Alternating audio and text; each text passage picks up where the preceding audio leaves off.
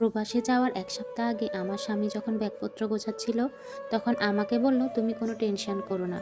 এবার গিয়েই কিন্তু তোমাকে নেয়ার ব্যবস্থা করব।"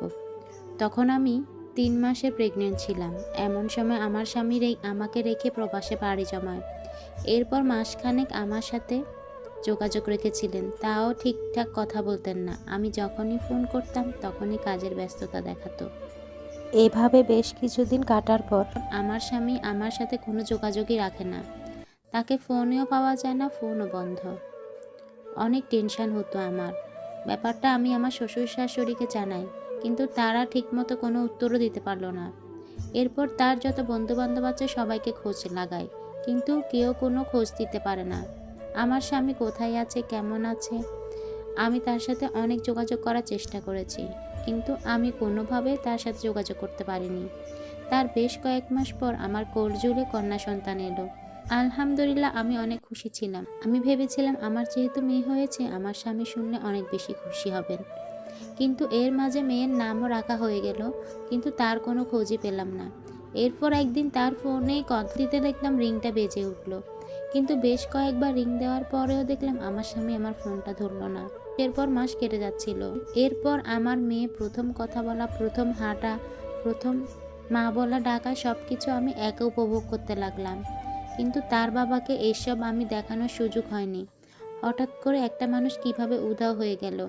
এই 1টা বছর হলো তার কোনো খোঁজ নাই। সে কি আমার উপর কোনো কারণে রাগ করেছে? তার মা বাবা, বন্ধু বান্ধব কেউই কোনো কিছু আমাকে জানাচ্ছে না। কোনো কিছু জিজ্ঞেস করলে তারা কিছুই বলতে পারছে না, বলে আমরা কিছুই জানি না।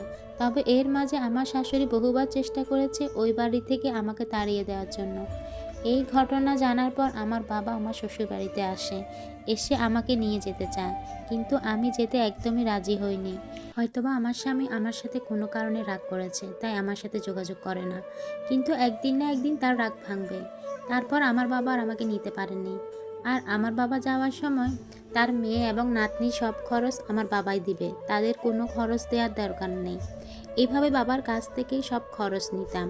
মেয়েটা আস্তে আস্তে বড় হচ্ছে এবং স্কুলেও ভর্তি করলাম। দেখতে দেখতে 10টা বছর কেটে গেল। আর এই 10টা বছর যে কত কিছু হয়েছে, কতটা কষ্ট করেছি, কতটা চোখের পানি ফেলেছি, তা এখন শুধু গল্প মাত্র। হঠাৎ একদিন জানতে পারলাম আমার স্বামী দেশে ফিরবে। এই কথা শোনার পর আমি যে এত পরিমাণ খুশি হয়েছিলাম, তার প্রতি এক আকাশ পরিমাণ আমার অভিমান ছিল, ঘৃণা ছিল। কিন্তু তার আসার আনন্দেতে যেন আমি সবকিছু ভুলে গেলাম। দেখলাম আমার চোখ দিয়ে 2 ফোঁটা পানি পড়ছে। এটা হয়তোবা আনন্দের পানি। কিন্তু এই আনন্দ আমার কপালে বেশি দিন স্থায়ী ছিল না। আমার স্বামী দেশে আসার পর জানতে পারি সে দ্বিতীয় বিয়ে করেছে এবং সে নারীকে নিয়ে প্রবাসে পাড়ি জমিয়েছে। সেখানে ঘর, সংসার, সন্তান সবই আছে। এই কথা শোনার পর আমার মাথায় আকাশ ভেঙে পড়ল। আমি শুধু আমার ছোট্ট মেয়েটার দিকে তাকিয়েছিলাম। কি জবাব দিব আমি আমার মেয়েকে? তার বাবা যে এরকম, আমি তাকে কিভাবে বলবো?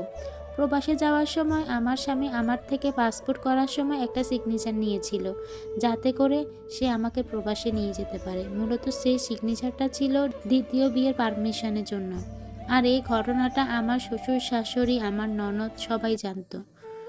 এই ঘটনাটা শোনার পর আমার শরীর এত পরিমাণ খারাপ হয়ে যায়, আমি দুর্বল হয়ে যাই, আমি অনেকবার জ্ঞান হারাই।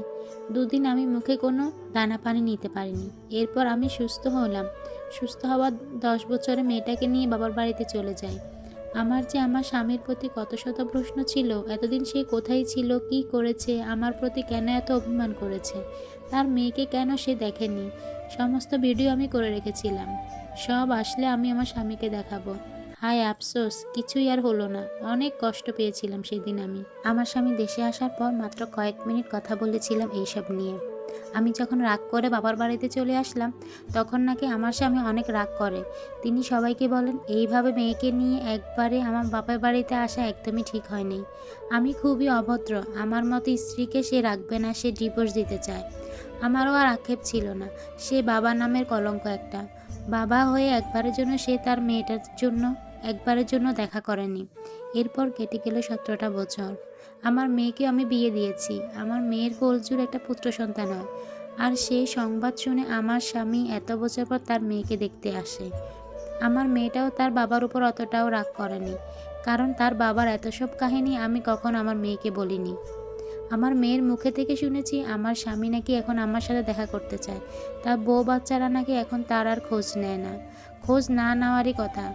সে প্রবাস জীবনে যত টাকা ইনকাম করেছে সব কিছু ওর বউয়ের নামেই করেছে।